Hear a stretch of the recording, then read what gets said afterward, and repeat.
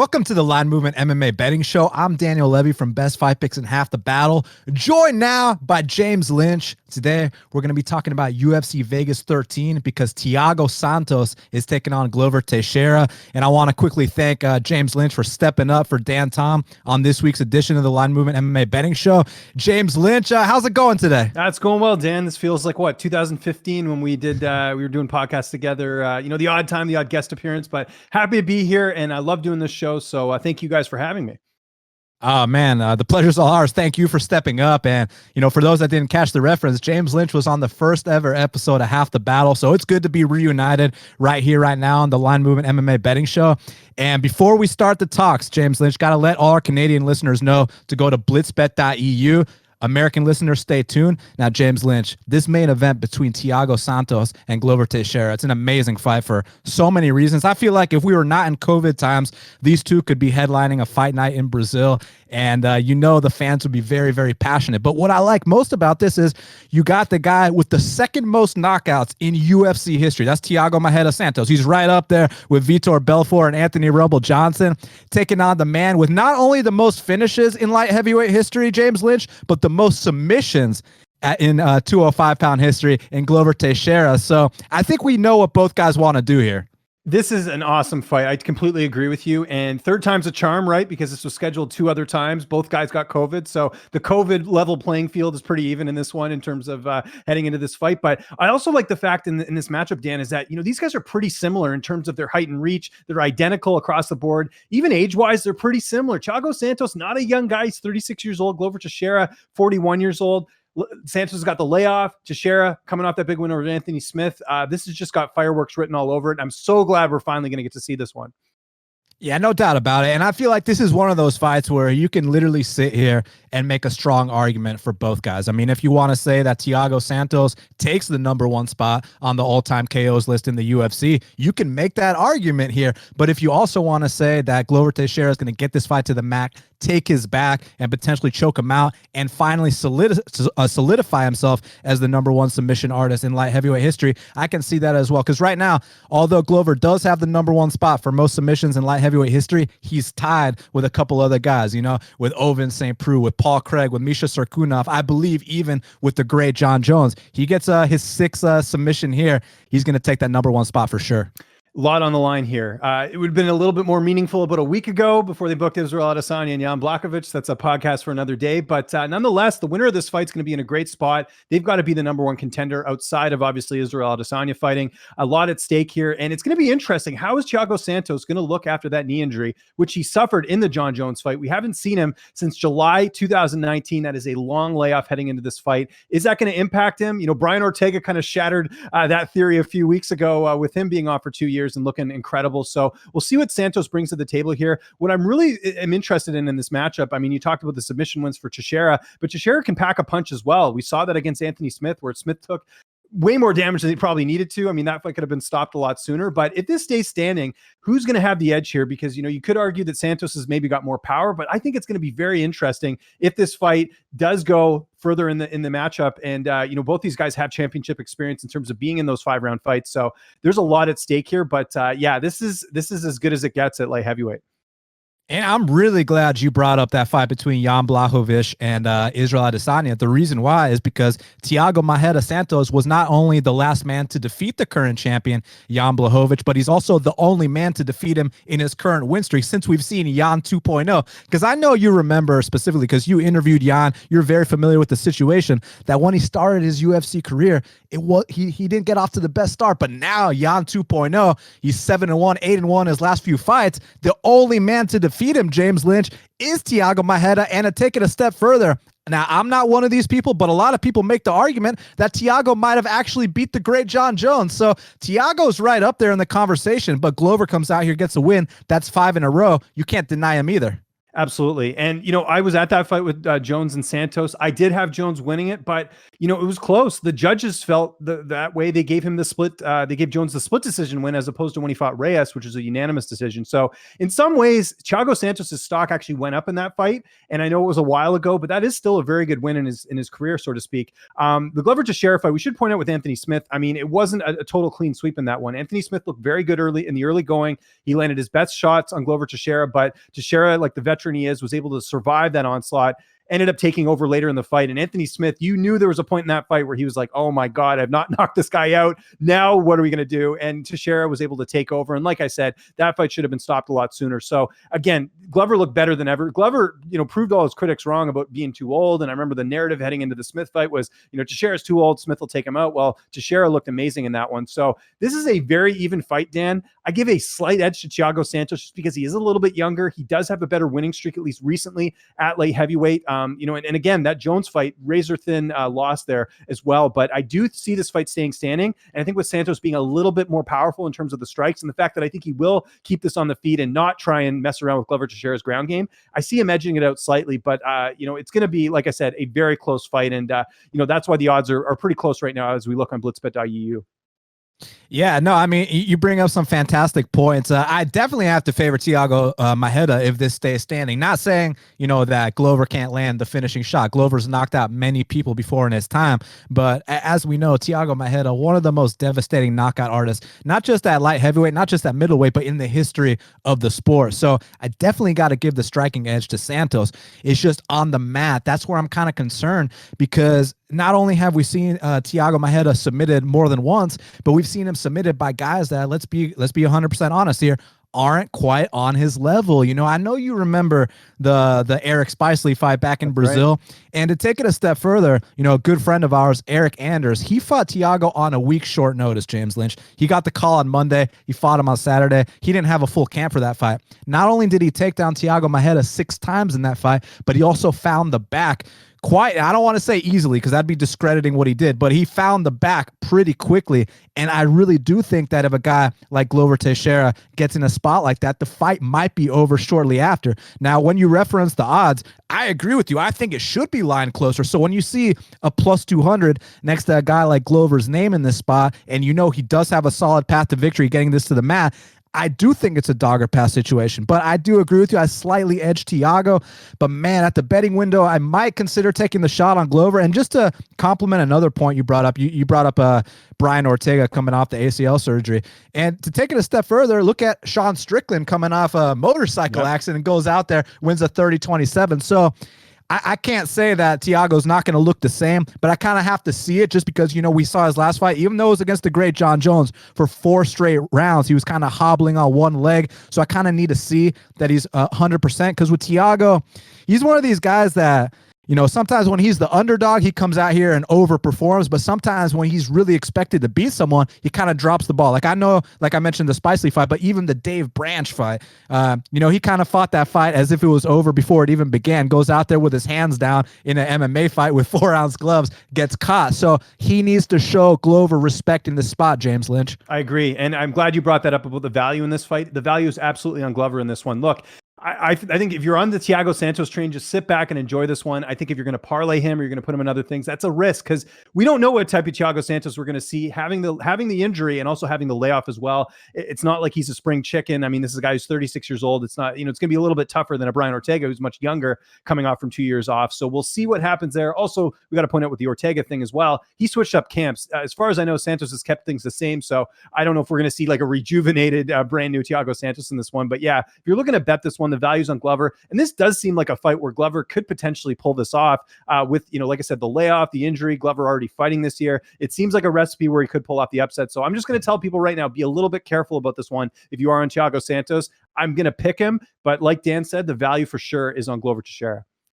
Yeah, I mean, this is one of those fights where, like, if I'm going to take Glover here, it's contingent on him getting into the mat. Look, don't get me wrong. Like you mentioned, he definitely has got knockout power too. He's got pretty serious boxing for MMA standards, but we know, if you stand and trade with Thiago Maeda, for the most part, it's usually a matter of time before he lands something very explosive and takes you out. And that's another thing I want to talk about, the explosiveness, because that usually relates to, your knee's got to be 100%. Coming off the ACL surgery, I want to know if that explosiveness is still the same, because with Thiago, not to discredit his technique is amazing, but I'm saying he kind of is known for just going out there. And do you remember that Jack Hermanson fight? He kind of just bum rushed him. It was more of like the speed and the explosiveness, the athleticism, more than it was the technique there. So if Thiago Maeda is exactly the same, he recovered fine, then I could totally see the knockout here. But if he's at all compromised, I'd be very worried laying the chalk in this spot. Yeah, be very careful. Like I said, just sit back and enjoy this one, but a lot of implications on the line. Like I said, the winner of this fight, regardless of Adesanya and Blachowicz, is going to be in a good spot at the moment, just because, these are two guys that are really looking good at 205 pounds. Yeah, and last thing on this, unless this fight goes to decision, which I know I kind of doubt it does, with these two kind of finishers, the winner of this fight is going to be setting a record. Like I said, Glover gets a submission. He's number one on the submission list at 205 and number one on the finish list at 205. Maeda gets a knockout. He goes to number one on the all-time knockout list in the UFC. So the winner, if they win how we think they're going to win, they're going to go out there and set a record, James Lynch. So this is a really big fight at 205. Yeah, really looking forward to this one. And great job by the UFC sticking with this one. Oftentimes when COVID happens, we usually see fights rescheduled or different opponents. Glad to see they stuck to their guns on this one. 100%.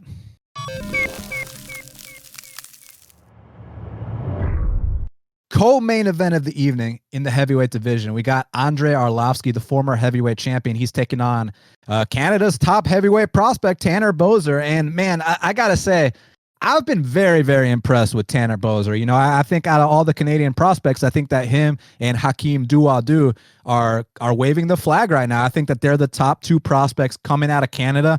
And one of the things that we've seen with Andrei Arlovski, because, I know a couple years back, it was the whole talk about his chin, and now he's coming out here. He hasn't been knocked out in a while. He's been doing his thing, minus the Jair Rosenstrike fight.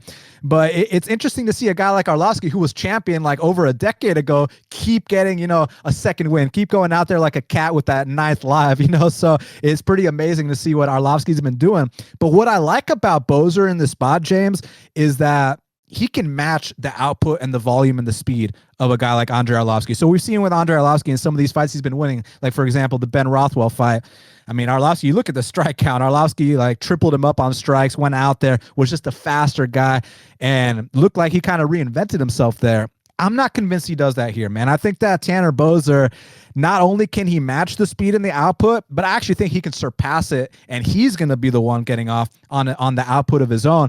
But if there happens to be a knockout in this spot, I suspect that it'll be Tanner Boser knocking out Andrei Arlovski. So I actually think that this is right place, right time for a guy like Tanner Boser to come out here, get the biggest win of his career, defeat a former champion. And you already know the deal, James Lynch. You get a win over a guy like Andrei Arlovski, automatically you enter the discussion in the rankings. Your next fight is going to be huge. I mean, I know you remember when Stipe knocked out Andrei Arlovski, all of a sudden he's fighting big fights after that, Overeem and so on and so forth, Junior Dos Santos.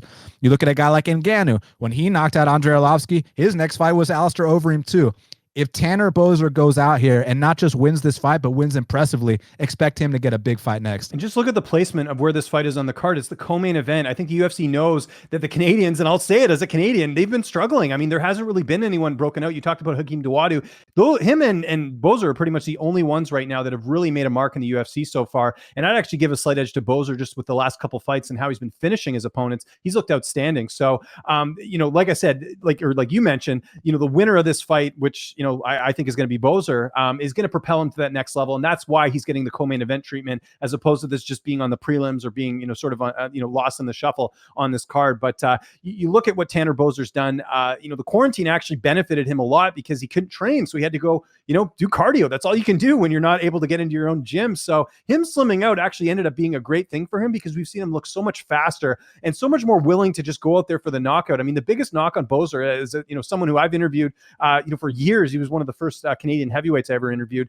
to see the turnaround in his career where, if you look at his earlier career, which by the way was against guys that were very experienced, like it's not like Boser came into the UFC, off a couple fights. He's got a lot of fights under his belt, but the big knock on him and one of the reasons that he was not getting signed to the UFC was because he was going the distance. A lot of these fights were going to a decision. And you've seen lately with him finishing his last two opponents, like if you look at the Tanner Boser that fought a year ago or more than a year ago against Daniel Spitz in Boston and the Tanner Boser we've seen the last two fights, it looks a lot different. different. I remember seeing Boser in that fight and being like, he got the win, but he's not really impressing anyone. He's really captured everyone's attention with these last 2 stoppage victories. And you talked about the speed. I think that's going to be a huge thing in this fight. Arlovski's going to want to keep this standing. He's going to want to try and box him, but kind of like what we saw last week with Anderson Silva, where age does catch up to you. Arlovski in his head is going to think he's landing these shots at a certain speed, whereas Boser's going to see those because he has slowed down. Arlovski isn't the same guy that we saw a couple years ago in terms of what he's been able to do with his, devastating knockouts. And you know what?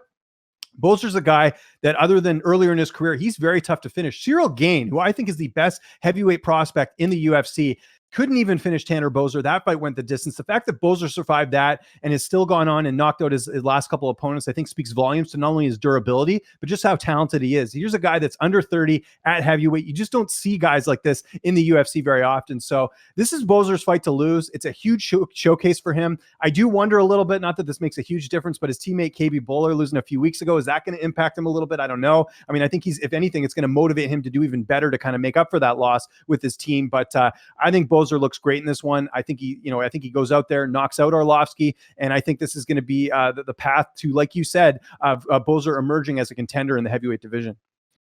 Yeah, and just to back up your point, if you actually look at what Boser weighed in at in his last few fights, the Daniel Spitz fight in that debut weighed in 247. His very last fight against Rafael Pessoa comes in at 235. So he's lost over 10 pounds, James Lynch. So, I mean, when you talk about this guy slimming down, I mean, not only is he in better shape to go the full distance, but now he was already a fast heavyweight. Now he's even faster. And it's funny because after his last knockout, someone asked him in the media, in the press conference, are you planning on dropping a 205? And he was kind of like, why would I, like, what? Why would I drop the 205? Like, yeah. I'm out here schooling these guys. I'm the faster guy. Why would I give up that advantage, go to 205 and honestly kill myself to make the weight? So I like this guy Boser a lot, not just the fighting skills, but honestly, he's a really funny dude too. He's got a great sense of humor, a great personality. So you see him go out here, win a couple more fights, you're going to get to see his personality shine even more. And just to touch on the KB Bueller point, I don't think personally it'll have any effect whatsoever on this fight, man. I thought going into the Tom Breeze fight that KB Bueller kind of bypassed a tough step. Actually, tonight, Bruno Oliveira is fighting on Contender Series. Yeah, he was supposed to fight him, and I thought that KB Bueller bypassed a big step to get to the UFC. Now, lucky for him, had he lost to Bruno Oliveira, he wouldn't even be in the UFC. So at least now he gets to be in the UFC, gets another opportunity. But Tanner Boser's on a completely different level. He is in the rankings as we speak. So he comes out here, gets this win over Arlovski. He's only going to propel his career to that next step. And not only do I think he can win this fight by knockout, because the big question with Arlovski is what happens if you don't knock him out? What happens if this goes to the scorecards? I think Tanner Boser is going to come out here and win the decision too. So I got Tanner Boser winning this fight, James Lynch. Got to mention as well, we interviewed Tanner Boser on this channel. So if you guys want to look and get some insight, it was a little bit far out, but and that's the one thing we didn't even mention.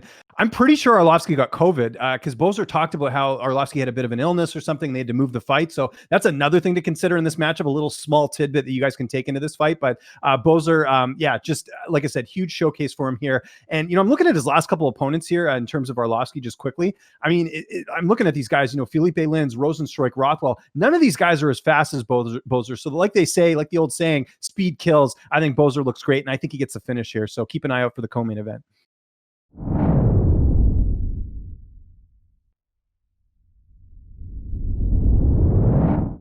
Featured bout in the bantamweight division, we got a showdown between Heinisch Barceleos taking on Taha, and this is going to be a dynamic and explosive fight, James Lynch, because obviously Heinisch Barceleos, look, in my power rankings, I got him in the top 10 right now, but officially he's not ranked, and I think he's one of these guys that will be ranked. And Taha, I got to give him a lot of credit, man. Ever since he moved down to bantamweight, he's been doing his thing, coming off that knockout win over Boston Sam, and then he parlayed that with a submission win over jiu-jitsu black belt Bruno Silva. So Taha has been very, very impressive. But man, I do kind of think that Heinisch Barceleos has the higher ceiling, the higher ceiling here, and I think that he's the more well-rounded fighter in the spot. But you can't sleep on the power and the speed of a guy like Taha either. Absolutely. We should point out that Barcelos is, I think, the second biggest betting favorite on this card, and for good reason. You got to feel bad a bit for Taha because he was supposed to fight Jack Shore. Barcelos steps up, and Barcelos is a dangerous fight for anyone because he's an old guy. He's a guy that's not going to get like a push towards a bantamweight title by any means, but he's got such a good record and he still keeps beating people. It's just such a bad combination for anyone that has to fight him, and he's a rightful favorite in this one. That last fight against Sadner Magomedov, just a dominant performance over a guy who is very talented. And I think that showed that this guy, even at 35, is still putting really good wins together. This guy's been on a roll. We saw that, the wins over also Chris Gutierrez, which looks even better now with the run Gutierrez has been on lately. It's been really interesting to see. And I don't know what it is with Barcelos. Like, this guy keeps getting sort of the short end of the stick. He was supposed to fight Cody Stamann earlier this year. I talked earlier about how, it's good to see matchups stay together with COVID. This was one that got broken up. Stamann, for whatever reason, didn't have to fight Barcelos, and so Barcelos ends up getting this fight. He's a rightful favorite here. To me, this is Barcelos' fight to lose. I like Taha, and I agree with you. I think he's looked a lot better since coming down weight class. Should point out, I think that last fight was a no contest. But in general, better weight class for him for sure, but a lot of inconsistency. And that is one thing that, if you look at his UFC career, and even before that in Ryzen, he actually came off a loss, a few fights before his UFC debut. I just can't trust him here, even at dog money. I mean, the odds are tempting, Dan. They are, just with being this big of an underdog, but I really like Barcelos here, and I think he gets it done. And I think he does so with ease. I'm really glad you brought up the age of a guy like Heinisch Barcelos, because a lot of people actually use that against him, but I'm not going to be one of those guys, because to me, what it means is that he's making his run right now. We can't, afford to let him waste any time. He's going to have to go ahead, beat these guys impressively as he's been doing, work his way up the rankings. And that Said Nurmagomedov performance, I mean, look, I was already impressed with everything that Heinisch had accomplished up until that point, but for the fight to be scored 1-1 going into the third round, and he had to make that decision if he was going to come out here, win that fight, take it wherever it needed to be taken, to not just take a Russian like Said Nurmagomedov down to the ground, but to take his back and hold that position. Like, that's a big statement in my eyes, James Lynch. And with Kali Taha, you referenced his fight being scored a no contest. Now, officially, he tested positive for a banned substance. I don't know the details, but I do know, I looked on his IG. He looks to be in very, very damn good shape. So I don't think he's going to be showing up looking soft or, like a USADA victim or anything like that. So whatever he's doing, I think he's still doing it. But that being said, all jokes aside, as far as the fight is concerned, I think that Kali Taha only has a puncher's chance in this fight. And I actually think that Barcelos can hang with Kali Taha on the feet. And a lot of people have called Barcelos, the newest incarnation of WEC Jose Aldo. And I see the comparison, man. Obviously, he's very explosive on the feet. A bunch of pro boxers even said that he came to their gym and they were like, wow, this MMA guy can box. Because you know the deal. Boxers don't respect the striking of MMA guys. But these boxers were like, hey, this guy can box for real.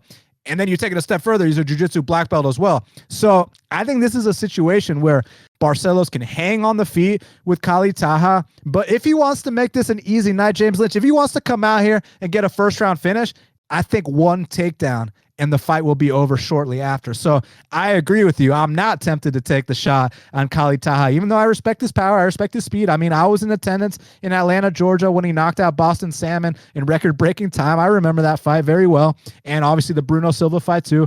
But I think he's met his match Saturday night, and I'm going Heinisch Barcelos via first-round submission. Yeah, I wouldn't be surprised if that happened. He's a big betting favorite for a reason. If you want to look for some better value, maybe you go the inside the distance prop or something like that, like Dan suggested. But in general, this is a one-sided fight. And again, I feel bad for Taha because, like, the Jack Shore fight, as talented as Shore is, I think that would be a little bit closer. But Barcelos he's on another level, and I think he's going to give you mentioned him not being high in the rankings. Like, he's a guy that just is dangerous for anyone in the top 15, in my opinion. So yeah, Barcelos, I think, gets us done with these. I'm with you there.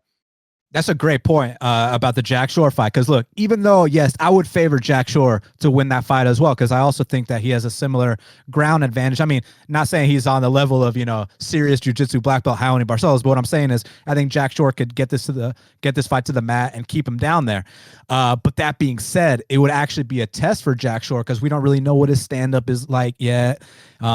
he's undefeated, and you always know for a lot of people, undefeated fighters, the undefeated record makes them think that the guys are invincible. But to me, it just means that they haven't fought the right guy yet. I mean, unless your name is Khabib Nurmagomedov or John Jones, no one is exempt from that first L. So I'm always hesitant to lay the chalk on undefeated fighters. But Heinisch Barceleos, he knows what it's like to taste defeat, and he's on his run right now. He's not a young kid like Jack Shore who still needs to, iron out a couple wrinkles in his game. And like I said, I still think Jack Shore would have won that fight, but I think this is going to be a more decisive victory. I don't think there's going to be too many sketchy moments here. Like on the feet with Jack Shore and Kali Taha, I would give the edge to Kali Taha 100%, but I think Shore would get it to the mat. Whereas here, I think Heinisch can hang with him standing. I think he can beat him in the wrestling, and especially when it comes to the jiu-jitsu. So I think Barcelos has got him outclassed everywhere the fight goes, James Lynch. 100% agree. We're on the same page on this one.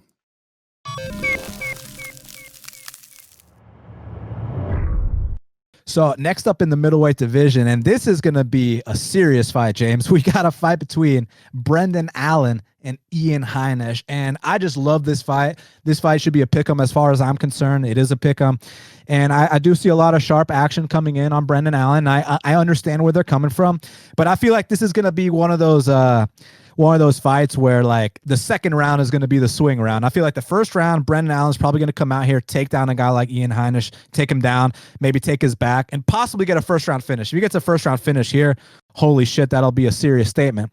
But Heinisch has a way with these black belts, man. Like I know you remember his fight against Cesar Mutanchi. I know you remember, and that was in Latin America as well, by the way. And I know you remember his fight against Antonio Carlos Jr. And he gets taken down by these guys. He gets into bad spots, but he makes them work a lot to keep those positions. And then you start to gas out on a guy like Ian Heinisch, and he will tee off on you. So I see this kind of being a situation where the first round, Brendan Allen probably dominates, maybe even gets a finish. But if he doesn't get a finish, I think he dominates the first round. Second round, I see being a little bit closer. And then third round, I think that's where Brendan's going to be kind of, a little bit more tired. That's where Ian Heinisch can do his best work. So I see the first round going to Allen, third round going to Heinisch. I think the second round is going to be the swing round in this fight. And that's what I'm having trouble figuring out, James Lynch. Yeah, it's a pick 'em for a reason. There's a lot of similarities between these two guys. I mean, they were both LFA middleweight champions. They both, it seemed like they were going to fight at some point in the regional scene. It did not end up happening. Both went on Contender Series. Both got UFC contracts. Both of them done quite well in the UFC for the most part, with Heinisch having, obviously 2 losses, but has more fights than Brendan Allen here. And there's a bit of revenge here, right? Gerald Mershard is a teammate of Brendan Allen, and that's who Ian Heinisch got his last win over. So that's obviously going to be on his mind. Brendan Allen does not like Ian Heinisch. If you guys watch our interviews with both guys here on this channel, you can get some insight into both. And the interesting thing too, Dan, is that both are at different camps for this fight, with Heinisch going over to Extreme Couture and working with Eric Nixick, who, friend of the show that came on a couple weeks ago. And then obviously Brendan Allen went down to Florida, didn't have anyone to train at Rufus Sport to help him get ready for this fight. So his buddy Jared Gordon said, hey, come down to Florida. The weather's a lot better than Milwaukee. Plus you get to train with some killers. So Allen's down there as well. And I think that's such a good move for Brendan Allen, because he's going to get to work with a lot of really high level guys. There's some great sparring partners at Rufus Sport, but to get to work with guys like, Gilbert Burns, Vicente Luque, even Ansah Long, the one champion, someone like that, just to have that work in. And Brendan talked about this in the interview about how it's just a different pace over there at Sanford MMA where he's been training. And another little interesting tidbit, which I don't know if it'll play a lot in the fight, but it's worth mentioning. Henry Hoofs is a coach over there. Henry Hoof coached Derek Brunson, who was one of the guys that defeated Ian Heinisch just last year. So Henry Hoofs already knows what to expect with Ian Heinisch. I know he's going to be pivotal in Brendan's camp and his preparation for this. So like I said, very even in terms of even like the height and reach and the experience. There's a lot of sort of even things in this fight. Brendan is a little bit younger, and obviously, and then you can almost argue too that, he's had his setbacks as well, even though he hasn't lost. Like that Kevin Holland fight, Kevin Holland won that first round. It was only the second round that Allen was able to get him to the ground and submit him. The Kyle Dawkins fight, which was supposed to be Ian Heinisch. Heinisch gets an injury. Kyle Dawkins is in. Brendan had some trouble in that fight. It wasn't like a clear cut, like absolutely won that fight. Like Kyle had his moments in that one. So Brendan, I know, wants to come out here and put on a good performance. The other interesting little tidbit as well that I'll throw in here, Heinisch's only stoppage loss is by submission against Marcus Perez in LFA. People forget that. Brendan Allen has a lot of submission wins. So this does get to the mat, like you were mentioning. It's possible we could see Allen really flex his jiu-jitsu muscles and take care of business. But like you mentioned, he has fought guys like Cesar Ferreira and Antonio Carlos Jr. So we'll see how the ground game looks in this one. But with the fight this even, I tend to go with the younger guy, and that is Brendan Allen in this fight. But if we see this fight on Saturday, Dan, and Ian Heinisch gets a decision, I'm not going to be shocked. This to me is the closest fight on the card, but I give a slight edge to Brendan Allen in this one. Yeah, no doubt about it. And I'm really, really glad you brought up Brendan Allen going to Florida because I think he made the right move. You know, a lot of the guys at Rufus Sport are in the smaller weight classes, and all the guys that he had to train with that are, you know, his size or bigger. Like, for example, Gerald Mershar, you know, he's kind of on suspension from the Hamza fight. We don't know how much he's been in the gym. Biggie Rhodes is over there with Eric Koch, and you got Bilal Muhammad, who's actually in Chicago. So a lot of the bigger guys have been, you know, going different places. So that's good for Brendan Allen. Get outside his comfort zone, go to Florida. Now he's got big bodies to work with. And like you mentioned, a coach in Henry Hoof, who is not only one of the best coaches in the game, but has experience coaching against a guy like Ian Heinisch. So they know the game plan very well. Now executing it is a completely different story. So I'm glad you brought that up. But as far as Heinisch is concerned, and you also let me know that he's working with Extreme Couture, which I was unaware of, because I know he's been doing a lot of camp switching. You know, he's at Factory X, then he did some time in Thailand, now at Extreme Couture with Coach Nixick, who is a serious MMA mind. I know if y'all heard that show with me and Dan Tom on the Line Movement MMA betting show with Coach Nixick, he's fantastic for the Khabib versus Gaethje card. And by the way, make sure y'all follow us at line_movement. Give this video a like and a subscribe. We truly appreciate it. But yeah, being in Coach Eric Nixick's hands, that's a vote of confidence as far as I'm concerned, James Lynch. But listen, this fight, back to breaking it down. I mean, if Brendan Allen does not get this first round submission, I see this being, you know, whoever is betting on this fight is going to have the sweat of their life here, because Ian Heinisch fights usually tend to come down to the wire as it is, win or lose. And I'm glad you brought up the Marcus Maluko Perez fight. That to me kind of, not, I would never discredit a jiu-jitsu black belt and call that a fluke, but it was kind of like a low percentage move, you know, an arm triangle from bottom. You don't really see that too often. So I'm assuming that doesn't happen here, but we have seen him submitted, so he can be submitted again. So I definitely got to agree with you there. I'm going to slightly lean towards Ian Heinisch here, man. I think that if he can weather this first round storm of Brendan Allen, make him work, start to tire him out, he can come out here with the volume and start to put it on him in the late second, early third round and edge this decision out. So I'm going to lean with Ian Heinisch, but I understand the case for both guys, and I think there's value on either side if you have a confident lean, but my lean is slightly, ever so slightly, towards Ian Heinisch here. Yeah, I totally see it. And like I said, and plus finally we disagree on something that makes the show a little bit more entertaining, but I'm with you there. It sucks because, you know, obviously I've interviewed both guys forever. So it's kind of like, for me, I'm kind of torn. I like both guys, but yeah, it's just, this is a real tough fight, and kudos to the matchmakers for putting this one together, because this is the exact type of fight for both guys at this stage in their respective careers.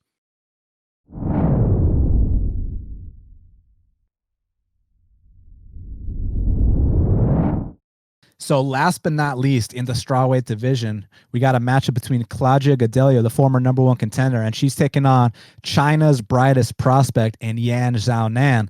And man, this is such a fantastic fight, because I've been waiting for Yan Xiaonan to get this big test for a very long time. She's actually my favorite prospect in the strawweight division. I've actually bet her every single fight she's had in the UFC up until this point. So we're 5-0. Up almost 13 units on Yan Xiaonan. Now the question is, will I take her here? And that's a fantastic question, because James Lynch, this is a serious test, man. This is the first black belt she's fought in the UFC. This is the first, I was going to say first title challenger, but that's not true, because we know Carolina challenged for the title. But I'm saying Claudia Galdelha had two great fights with Joanna Jędrzejczyk. I mean, two fights that really came down to the wire. Claudia's been a staple of this division for so long, and she is the first black belt that Yan Xiaonan's fought before. So I can't sit here and comfortably say that if Yan Xiaonan gets taken down in the first round, that she's not going to get submitted. But what I can comfortably say, James Lynch, is if she survives this early ground attack against Claudia Galdelha and starts to extend this fight, not only is she going to outpace someone like Claudia Galdelha, but I think she's going to tee off on her. I think she throws more than twice the output. I think that she's actually one of the more dangerous fighters in the strawweight division. Now, I know officially all 5 of her UFC wins have been by decision, but I felt like some of these fights could have been stopped, man. Like the Carolina fight, I thought could have been stopped. But regardless of if they could have been stopped or not, you see her going out here throwing devastating techniques. Like, when's the last time you saw someone in the strawweight division go out there and sidekick people to the face? That's exactly what Yan Xiaonan does. She can drop these women with punches as well. So I do think her ground game is improving. Don't get me wrong. I mean, she's a very smart young lady, and she's been trying to improve all areas of her game. She's training with the right people, but she's also not a black belt in jiu-jitsu like Claudia Galdelha. So I'm definitely concerned about what happens if this hits the mat, especially in the early going. But the longer this fight goes, it's hard not to favor Yan Xiaonan here. I do think that she pieces up Claudia Galdelha. Yeah, we're on the same page here. Again, I hate to bore the audience here, but you pretty much said what I was going to say. I don't think Claudia's looked the same since losing to Andrade, really. You look at her last, her last couple wins. The Esparza fight was a split decision, which I think Carla won that one. The Randa Marcos fight was one of the worst fights I've ever seen. I was at that fight in Vegas. Both fighters didn't do anything. I mean, this was supposed to be Randa's fight to, shine, and she didn't put on a good performance. Claudia didn't look great either in that decision victory. And then the Angela Hill fight, I did think she edged that one out. A lot of people are fan favorites of Hill. I think that blinded a lot of people saying that Hill won the fight. I thought Claudia won, but still, she just barely got by in that one. So I think, and I wonder if part of it is because she's fought for the title and now she's trying to get back up. And, I do wonder where the motivation is at this point. I know two wins looks good, but she's got to be behind a lot of other fighters in that division that have longer winning streaks. So whereas Yan, obviously she's looked outstanding. She's still on the come up. It's interesting. They're both the same age, Dan. Obviously Claudia Galdelha has more experience, but Yan has not really taken much damage. That last fight was about as much of a beatdown as you could have for a decision victory. I mean, she looked outstanding. Kovacevic looked like she didn't even belong in the UFC after losing that fight with how dominant Yan was in that matchup. So I'm with you. I favor Yan in this fight. I think the question is, can she finish? Galdelha's never actually been finished in her career, which is very interesting. Galdelha has some stoppage wins, but she's never been finished herself. And you think of who she's fought, including Andrade, including Jacek, never been stopped in her career. So I don't know if a stoppage will happen here. And Yan has gone the distance her last 5 fights. So we will see how the style matchup plays up. But I'm with you. I think this stays on the feet. I think Yan outboxes her. And I think this is the fight that puts her over. And I think the UFC knows that. They've tried time and time again with Claudia Galdelha, trying to get her back to prominence. I know they like her. She was a coach on The Ultimate Fighter. I think they're like, you know what? We've seen what you can bring to the table, and it's not championship material. We got this prospect from China, like you mentioned. They're really big on that. They built the PI over there. I think this is a fight for Yan to really shine, and they can use it as, hey, she just beat a former title challenger and gets her chance to move up in the division. So I'm on Yan all day in this one. I know Galdelha has more experience, probably fought better fighters, but even the biggest Galdelha fan can't feel too confident about her in this spot, and that's why Yan's the favorite. So I'm going to go Yan in this one. Yeah, I mean, look, there's definitely two ways to look at it. I mean, if you look at my hands, you see Claudia Galdelha ranked up here and Yan here, but at some point they level out and you can catch someone on the way down when you're on the way up. And I think that's kind of the situation they're in. But that said, you still have to be a certain level to go out there and beat someone like Claudia Galdelha. Like, not any random person is going to come out here and beat Claudia Galdelha. She's established herself as a perennial top 5 fighter in that division for a reason, because she usually beats you unless you're, a title challenger or a top 5 fighter. Now, I agree about the Angela Hill fight. I mean, listen, I'm an Angela Hill fan. I think that she does a fantastic job behind the desk, and I also think her fights are very exciting to watch as well. But man, I scored that first round for Claudia. I scored that third round for Claudia. The second round, you got to give it to Hill because of the knockdown. That's 29-28 for Claudia Galdelha. So, just because people had money on Angela Hill, I mean, I still think you should be able to judge a fight objectively. You know what I mean, man? So I definitely scored that fight for Claudia Galdelha, but I think this is a completely different fight here. I think that Yan Xiaonan, she actually outstruck Angela Hill in their fight for 3 straight rounds. So, the firepower that Yan Xiaonan brings to the table. And could you imagine if Yan Xiaonan comes out here, wins this fight, and then they set up a title shot between her and Weili Zhang? You got China versus China. That would be a huge fight, James Lynch. Yeah, I don't think that'll happen, but imagine if they did do that, how big that would be. I think the UFC would probably delay that anyways. They'd want to have that one actually in China. The magnitude of that would be outstanding, but she's right there. I mean, if she wins this fight, that's going to be another fight over another title challenger that will propel her up. And the UFC's high on her as well. And with Tatiana Suarez still injured and kind of out of the picture, they need a new established contender outside of obviously Rose Namajunas, so I think we'll fight Zhang Weili next, but still they need new contenders, and this is one of those fights where I think if Yan wins, she's going to be in that conversation. And I just kind of like how they've been kind of like cleaning out the old guard, so to speak. Yep. Have Weili Zhang and Yan Xiaonan. Like, for example, Weili Zhang, she beat Tisha Torres. She went out there, beat Jessica Andrade. I have a feeling she's going to go out there and beat Rose Namajunas. And then on the flip side with Yan Xiaonan, she went out there, beat Angela Hill. She comes out, Karolina Kovacevic as well. She comes out here, beats Claudia Galdelha. They will have cleared out all like the former number 1 contenders or top 10 fighters of, the past era. So it'll definitely build up that big fight. And with Tatiana Suarez being out due to neck injury, we don't know when she's coming back. I think we might see that fight sooner than later, but I agree with you. I mean, could you imagine Wiley Zhang versus Yan Xiaonan headlining in China? Like, I'll wake up at 4 a.m. and pay for the pay-per-view on that one, you know? Yeah, no, absolutely. And you know that they're on a collision course eventually. They're going to do that. And the UFC has been very good about building specific stars from specific markets. And yeah, this is that it's I think it's inevitable it's going to happen at one point. Even if for some reason Galdelha wins this fight, I think at some point we will see Zhang Weili and Yan square off at some point.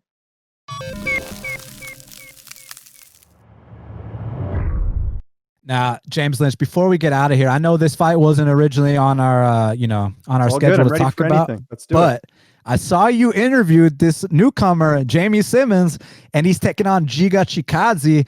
And I think this is a hell of a fight, man. I think that Giga Chikadze is one of the best strikers in the featherweight division. But when you talk about this kid, Jamie Simmons, he's a state champion wrestler from Wisconsin. We know that, Giga isn't known for his ground game. Giga's known for his striking. So Jamie Simmons does have a path to victory here, but executing that path to victory is a completely different story, James Lynch. It certainly is. But I love this. I mean, we've seen scenarios like this before where someone gets a call on short notice and they absolutely shine. Alex Hernandez against Beneil Dariush is one that comes to mind where, Dariush had everything to lose in that fight and he did lose, right? Chikadze is the same thing. This guy is supposed to be the next big thing at 145. And if he loses to a guy who has way less fights than him, that's not going to look good. And that's something we talked about in the interview today. And got to bring up as well the whole Tapology thing, which I know you saw on Twitter that, Tapology had it wrong that, he had fought, I think 2 years ago. He actually fought like a couple weeks ago back on October 17th. So, it's not like Simmons is coming into this with some ring rust. And I like the fact this is another product at a Pura Vida MMA, Zach Otto, that group. We've seen Montel Jackson. We've seen a lot of other established prospects come out of that gym, including Ode Osborne as well. So who knows? The odds are crazy. I mean, anytime you've got a newcomer coming in here and the odds are this big, it's always worth just taking a little look at. But Chikadze is actually the biggest betting favorite on this card. So if you're feeling, like you want to throw a stab on something, this might be the fight to do it. We'll see. Like you mentioned, a state wrestler, you never know what could happen. So I'm excited for this one. I like when they bring in guys that really have no shot to win, because sometimes you do see, the impossible happen, and it could happen here on Saturday. I like how you brought up Beneil Dariush, because Giga Chikadze is actually a training partner of Beneil Dariush. So there's definitely, they know what it's like to be upset by the newcomer on short notice. So this would not be a first time thing for that camp. That being said, look, I respect Jamie Simmons. I respect anyone that steps inside the octagon, and this kid's definitely got some wrestling chops for sure.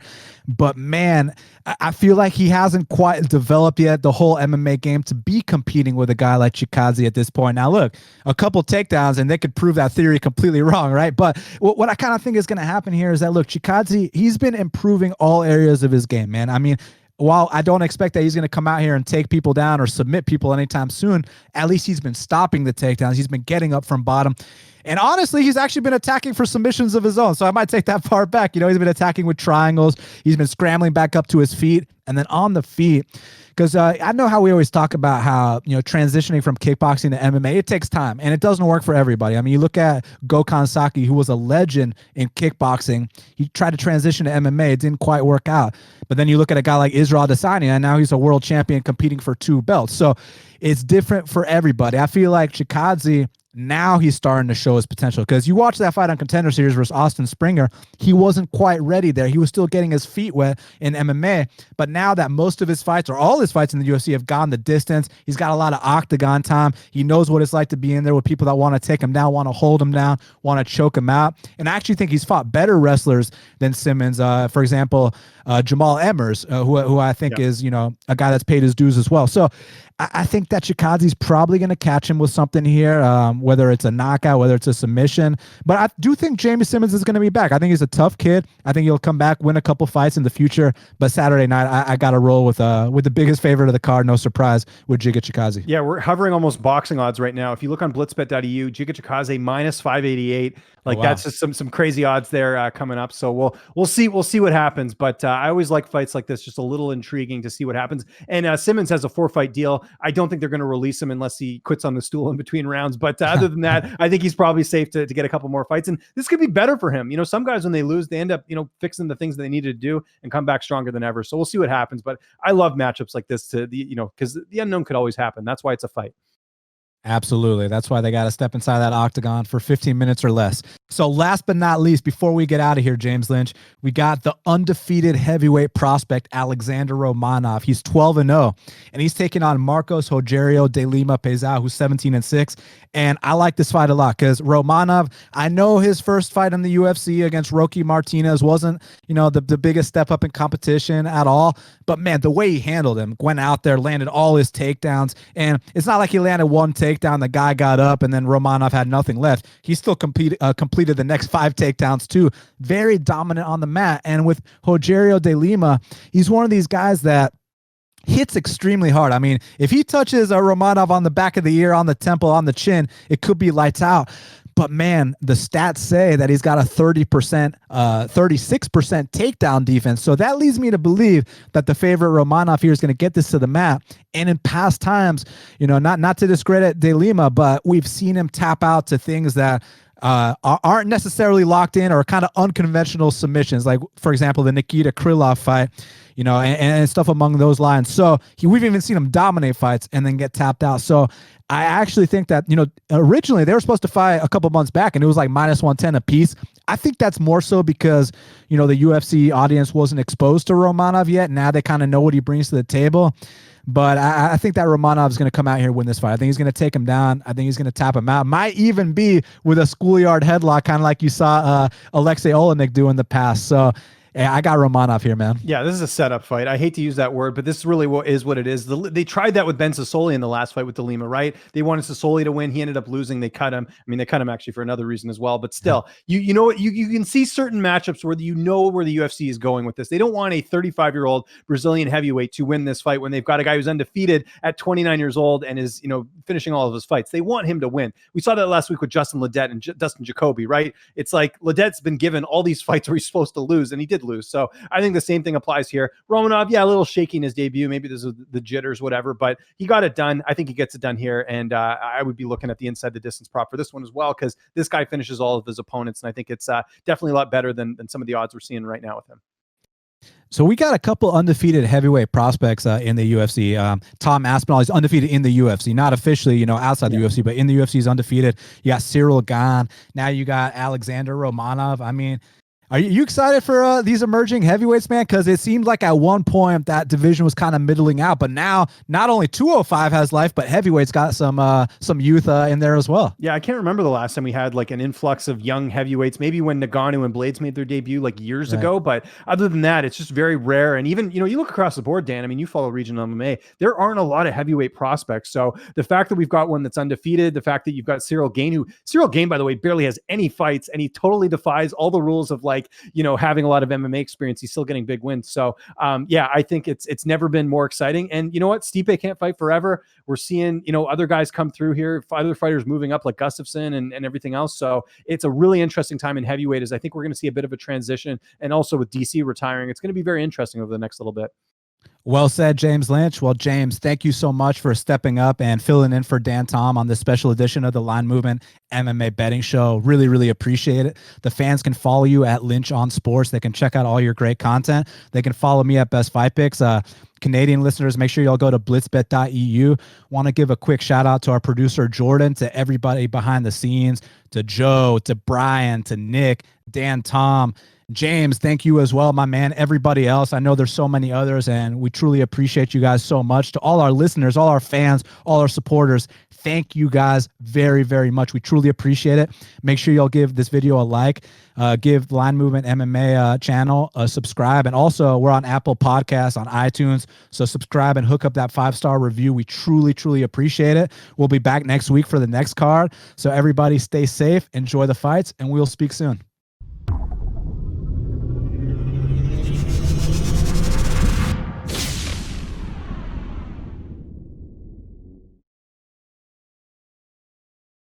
Thanks for watching to the very end of this video. Really appreciate it. If you like this, there's even better stuff here on this channel. Interviews. We do this show every week. There's a lot of great content here on Live Movement. Make sure you hit that subscribe button. Thanks so much for watching.